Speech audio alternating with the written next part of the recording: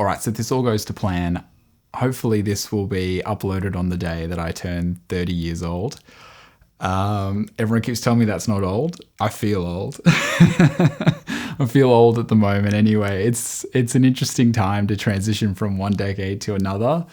And I think just reflecting on the past 10 years, especially over my 20s, has been super fascinating to just put into perspective where I've come, how far I've come from that time. And I kind of wanted to use this video as a way to reflect on some of that and some of my learnings in hopefully not so much of a preachy way, but more of, or too self-indulgent and just all about my story, but more about, I think, some of the things I've really come to learn and respect over my 20s and I'm looking forward to taking into the next decade. One of those, I guess, to start is just my journey. I feel like it's somewhat unique. Of course it is, like everyone's journey is unique, but in terms of filmmaking especially, I feel very lucky. I don't know if I'd call myself lucky. It is what it is. But I grew up with a dad who owned an advertising agency, and I had my first camera in my hand when I was 9 years old. I just loved making short films with my friends. Very early on, I remember downloading a cracked version of Adobe After Effects, thinking that, it would allow me to create these Hollywood-style motion graphics and basically titles and animations, and opened it up and had zero idea on how to do anything. So I think, the great thing is when you're young, you have a lot of time to learn and a lot of opportunity to just mess around. You don't have the money, generally speaking, or the resources to do much, but you do have a lot of time to learn. And I think I've really come to appreciate that as I'm older now. That time I took when I was younger to sort of build up those just foundational skills that meant when I came into sort of running a business and making videos for work, but also just, passion projects and projects with other people, working on feature films, short films, having the understanding and having put in the hours pretty early on I felt as though it's been a big leg up for me. And it sort of allowed me to spend the last 10 years figuring out what I want to be doing in this field, more so than having to develop the foundational skills to get to that point where you start to develop a style and a preference for what you want to do. So I feel very fortunate for that in that regard. And again, I always like to think that it doesn't matter what age you start. It's obviously how much you want to give yourself to it. It's how dedicated you are. It's how driven you are to actually succeed. I just think there's also this other aspect of when you're young, you're very impressionable. A lot of those things start to shape who you are as an adult. And so, whatever it is you're exposed to when you're young, I see this all the time. People who are motorbike riders, like my cousin, who, then transitioned into go-kart racing, and he's an incredible driver, and if he could, he would just go into like sort of racing for supercars and things like that, if that was possible. But whatever it is, people who start young, learn an instrument young, and sort of become musicians or express themselves through music, I see that a lot too. And I don't think it's the be all end all in terms of having developed those skills as when you're young, but it definitely helps, I think, in the respect that you just let yourself be guided by your own interests and what you have access to, compared to when you're an adult and you could find yourself in a situation where you're constrained by the amount of hours you have in a day because you've got work, because you've got other adult responsibilities. And it can be tough to juggle that as well as the pressure of society and what you see other people doing, and you kind of lead more so with how do I fit in rather than what do I want to do. So that's been really interesting. That's kind of been my journey, sort of starting off when I was 9 years old, picking up a camera, having, again, worked on a bunch of really cool corporate projects and paid projects, but also passion projects, having flown to the Philippines for a film festival, seeing my name on a cinema screen, which is pretty cool, but also even these days going to the MCG occasionally to watch a AFL match and seeing my animation on the screen is still pretty cool.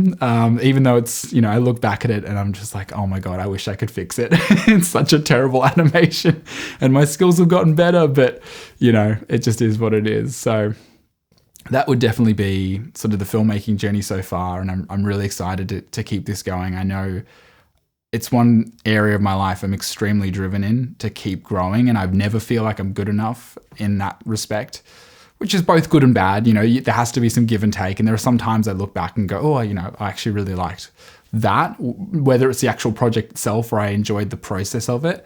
I just, there are times where I try and give myself credit for what I've done. And there are other times where I go, there's still so far to go. There's still so much to learn and there's still so much to do. And I think one of the beautiful things is, like developing any skill, I think once you're able to do it, for example, I guess I'll probably keep using music a lot, but if you're a musician, if you express yourself through music, it's like, okay, now you know how to play an instrument, and now you can use that to tell a story. Now you can use that to do something with. You use it as a base, a foundation to actually express something, whether that's your own music, your own story, whatever it is that you're trying to do or you're doing for someone else. For example, I guess in my regard, it'd be the paid work that I do for other people.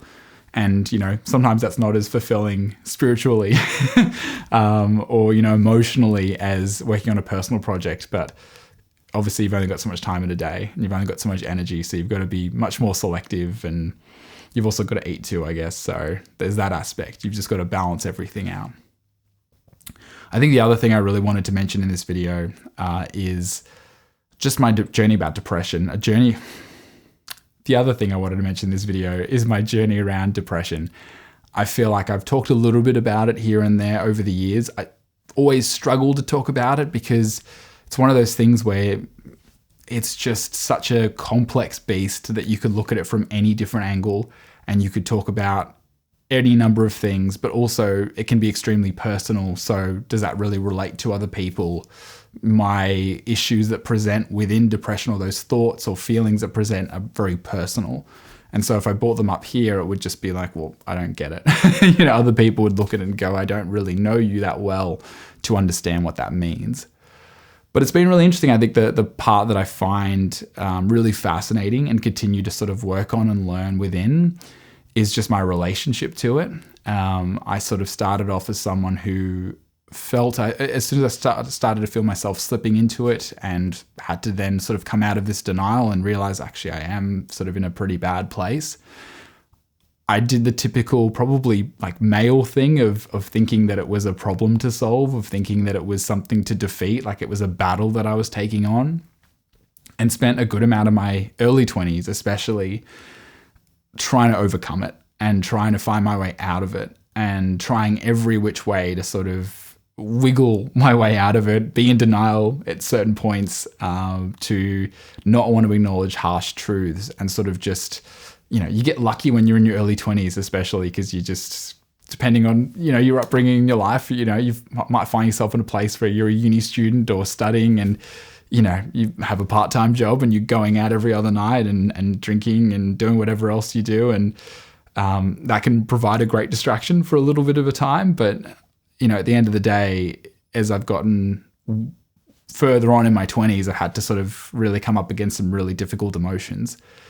And I think one of the best things I've learned, and one of the best pieces of advice I could pass on to people, whether it's relevant again to them or not, is it comes from a book, Lost Connections by Joanne Hari, which is a great book about depression. It's a great sort of exploration into it, and, exploring a bunch of different facets around it.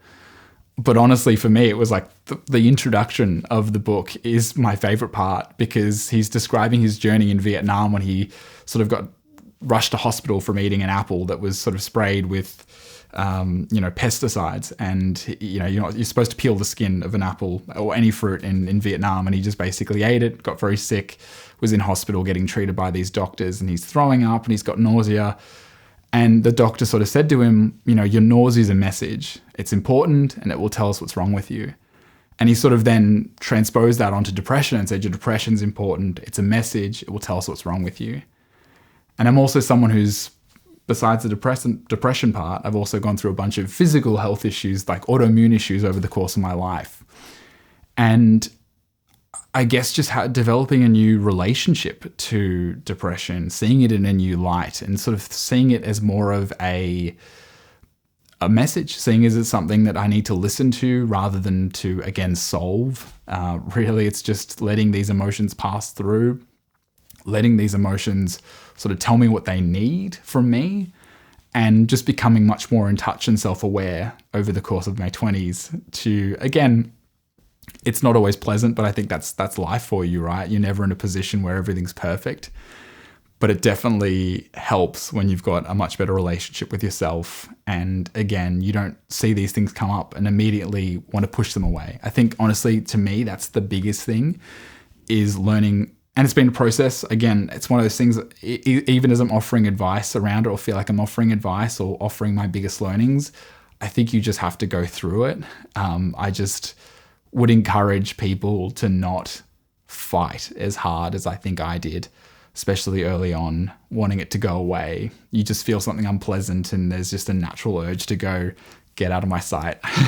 I want everything to be good. I would love to just live in a sort of land where everything's perfect and I'm happy, and you could call it delusional or denial, whatever you want to call it. But I think once I developed a better relationship with that depression, I can battle the lows a lot better these days, or sort of ride out those lows a lot better, even when they're challenging. It's just to believe that you're going to come back up again. And I think that's incredibly powerful, is to have that story within you and to feel as though you always know that you're going to come out of it at some point. I'm sort of caught between telling the story or not telling the story, because I feel like it might make people think of me a little bit differently. But, I've definitely experimented with a bunch of things over my life. I'm someone who likes to operate at quite a high level, so I definitely look after myself a lot. But there have been points where I've definitely tried things.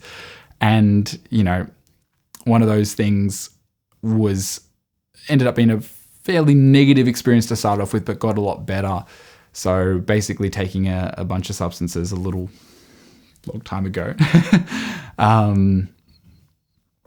Basically taking a bunch of substances a long time ago, and then having a reaction that sort of set me down into, like, my body went into shock. I was really struggling, and straight away my first reaction was, I don't want this. I really regret what I've done. I'm hating this experience. I want to push it away. And I was so fortunate to be surrounded by beautiful people who helped guide me through it. And to be honest, if you're ever going to do anything, just make sure you're around good people, because as I was sort of talking about wanting to get up and go, which first of all, I had no capacity to do whatsoever, but they were sort of telling me, no, you're going to be okay. You're going to stay, you're going to get through this. And there was so much positivity and just a feeling of everything was going to be okay, or they were trying to create that feeling at least, that eventually I felt myself rise above it. And as I rose above it, I had this moment of hope where I was like, oh, I can see that I'm okay now. I can see what it's like to be okay. There is a way to be okay. And then I dived again, and then I came back up. But as soon as I'd come up for the first time, I knew that's what I was aiming for. And as I fell back down, I was like, okay, I can ride this out because I know it will come back up again. The reason I bring that up is because I think it's really similar to my experience, at least, of depression. Is, once I saw that I could be okay, those subsequent dives, those subsequent, sort of lows were much easier to ride out, because there was just a story of hope around it. There was a feeling that things were going to be okay. And I think that's sometimes the most difficult thing. If you don't have that, it becomes a real struggle. And not only for depression, I think it's for anything. I've seen this a lot with people who suffered medical issues, people who've had cancer. I think so much it's incredible to think so much of our humanity, and so much of what defines our survival is just our own story in our heads. Once we believe things are going to be okay, and truly believe things are going to be okay, we give ourselves much more of a fighting chance than when we think all is lost. And again, not to say that you can't have moments where you might think that, but just, again, being able to pull yourself out of that has been very valuable to me, to sort of get to this point in my life and go, oh yeah, I can battle those lows now. I feel much more comfortable. Even when things get really bad, there's so much positivity previously in my life, and all those moments where I have risen above it, that I know I can get through it again. And it just gives me the strength to keep going.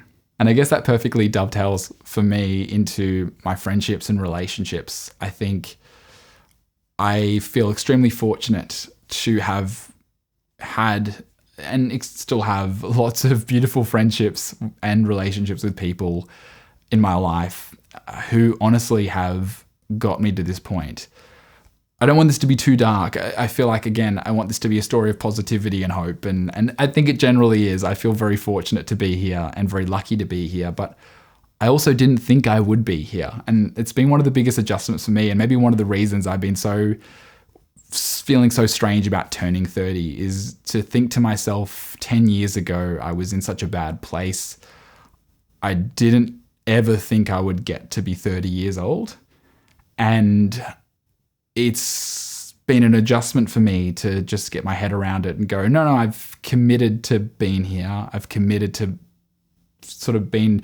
to continue to be alive, basically, and be able to ride out all these lows. And one of the reasons and one of the key factors in that, I think the reason I've got to this point and been able to get to this point is because of the people in my life who've supported me, who've shown me love, who've made me realize that, again, to leave now, of course, would be a little bit selfish in some regards, but I'd also miss out on getting to be a part of their lives, and I wouldn't want that. I truly love and appreciate these people.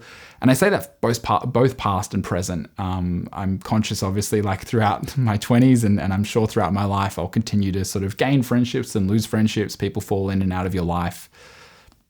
There's not much you can do about that. That is life. And it's, I have to let it happen. These sort of relationships or friendships exist within moments and times. And I still feel incredibly grateful for them. I still feel incredibly grateful for these people who've been there to support me and show me support. And I think one of the greatest tools is I journal a lot. I've journaled a lot over the past 10 years. I've probably written well over 1 million words. I'm definitely not a person of brevity.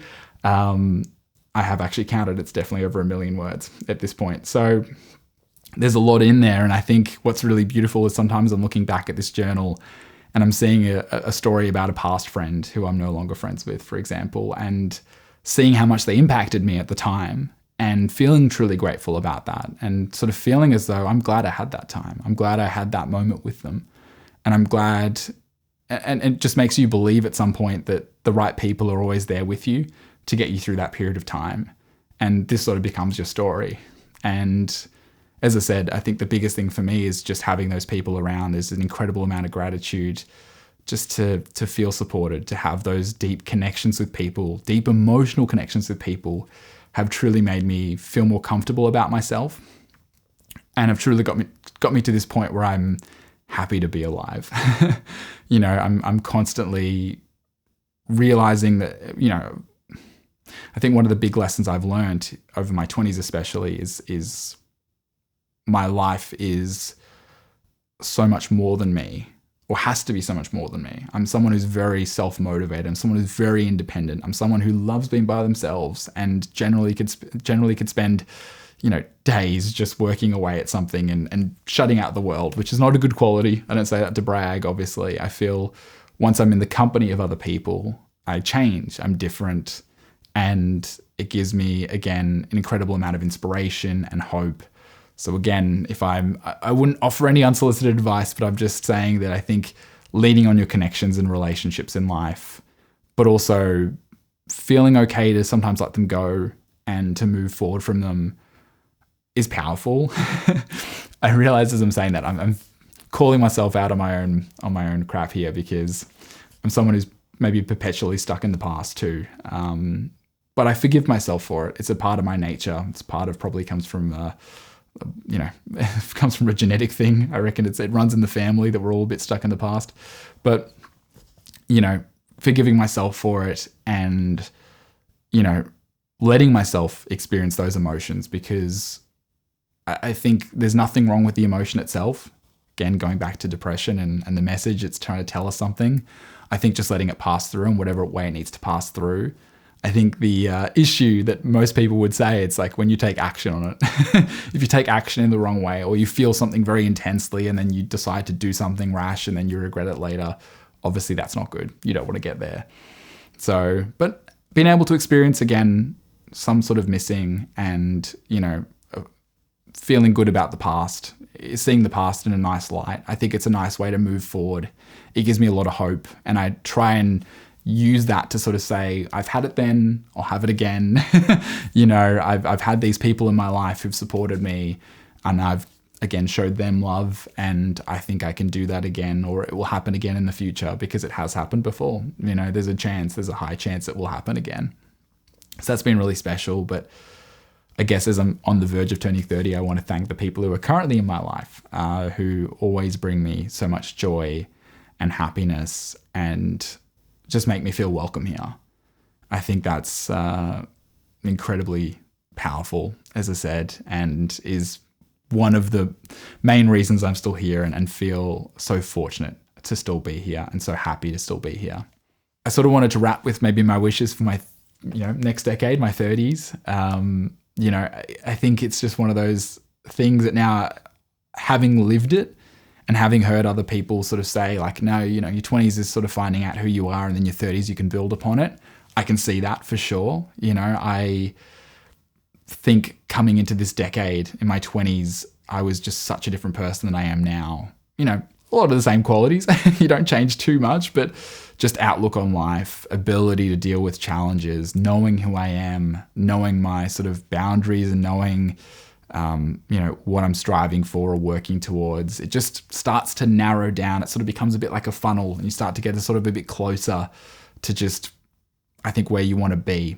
And that's been the greatest gift of my 20s. And I think going forward in my 30s, it's just, again, strengthening those personal relationships, always giving time to them because they are what brings me the most amount of joy.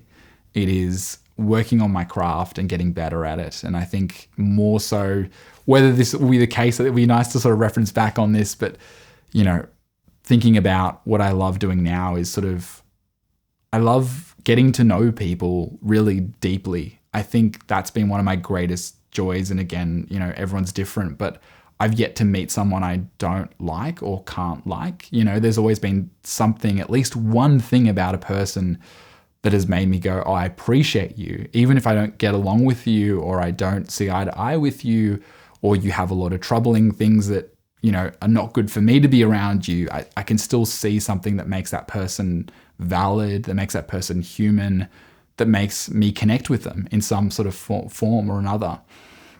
And so I think one of the beautiful things about what I do with video production is being able to capture these people's stories and be able to tell them. And I think more than anything, I want to keep exploring that in my 30s and keep seeing what comes out of that, because, there are just so many amazing people out there. Every day I meet more and more people.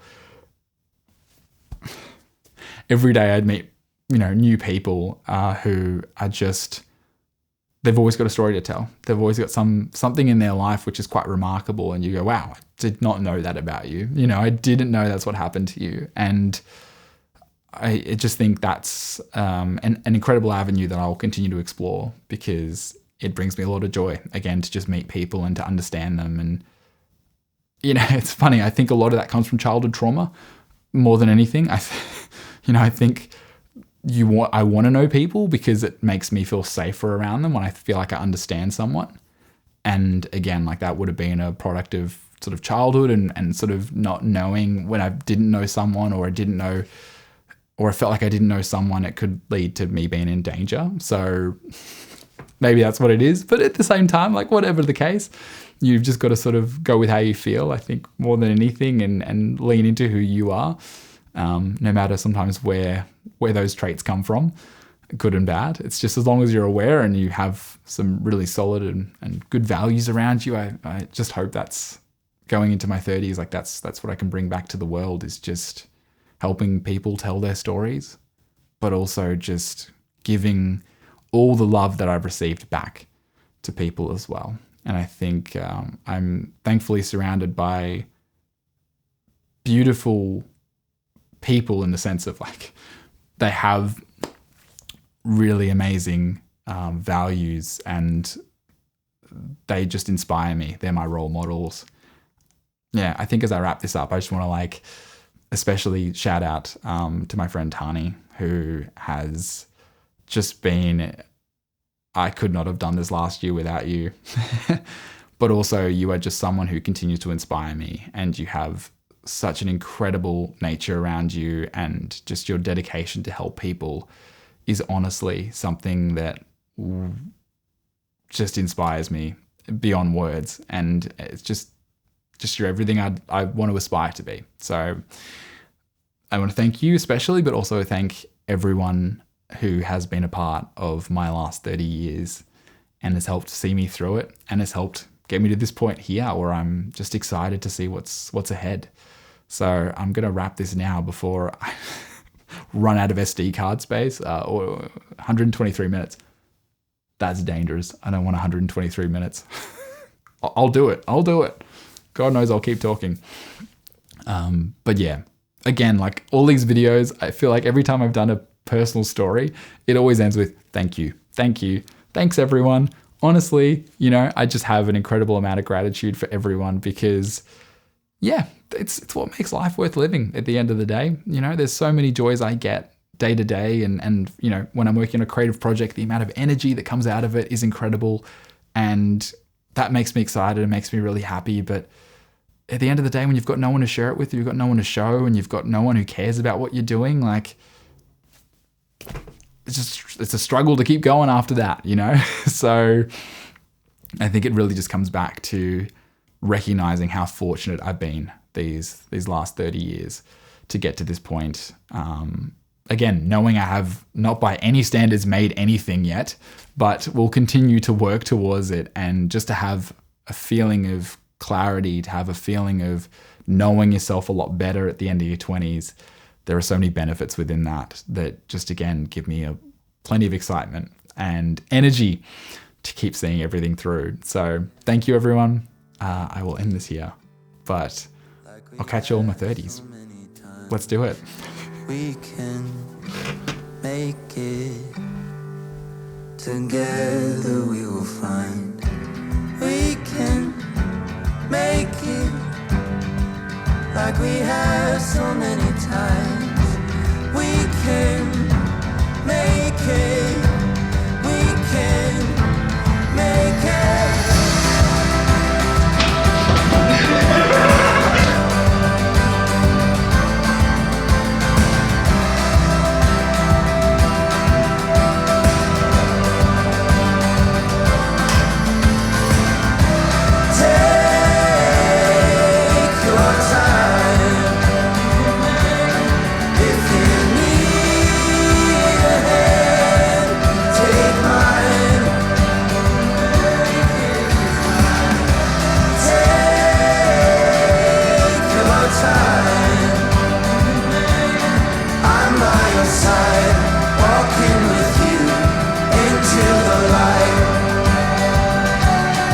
Good evening, I'm Nat Quattro and welcome to National Line News. Scrap